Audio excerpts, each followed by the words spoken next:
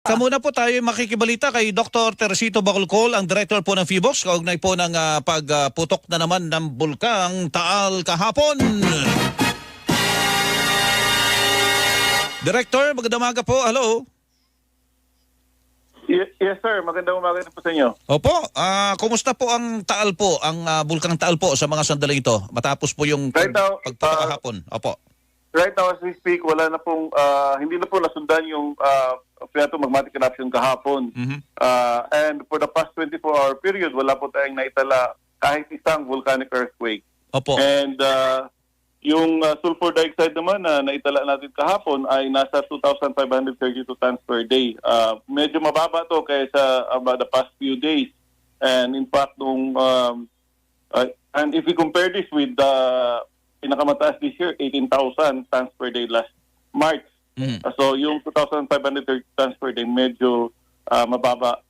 That's the reason why na-maintain pa rin natin yung alert level 1 despite na nagkaroon ng phreatomagmatic eruption kahapon. Opo. May naka-alert level 1 tayo. Pero sa pangkabuuan na Direktor, masasabi ba natin na bumabalik po tayo sa normal? Tumatahimik muli po ang bulkan? Yes, tumatahimik ulit siya.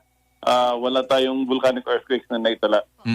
Is safe na po na halimbawa yung mga pupunta po diyan sa may sa may Tagaytay na yan, ano ang kanilang maobserbahan sa ngayon, Direktor? Sa ngayon siguro makikita lang nila yung Taal Volcano Island, and baka mamaya magkakaroon po ng steaming kasi every now and then nagkakaroon ng steaming sa Taal. Pero again, safe naman po pumunta doon sa Tagaytay Ridge. Huwag lang sila bumaba, pumunta sa Taal Volcano Island kasi po that's a permanent danger zone. Yung nangyari kahapon, nakikita natin sa video matindi yung pagsabog na yun, pagputok na yun, Direktora. Opo. Umabot po sa 2,400 meters or 2.4 kilometers yung plume na nangyari kahapon.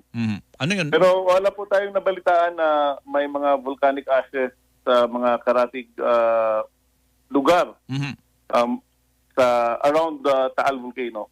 Opo. So most likely kapag may volcanic ash man lang, kapag may abo, nandun lang ito sa may Taal Volcano Island. Opo. Pag sinabi niyong phreatomagmatic eruption, anong ibig sabihin nun, Direktor?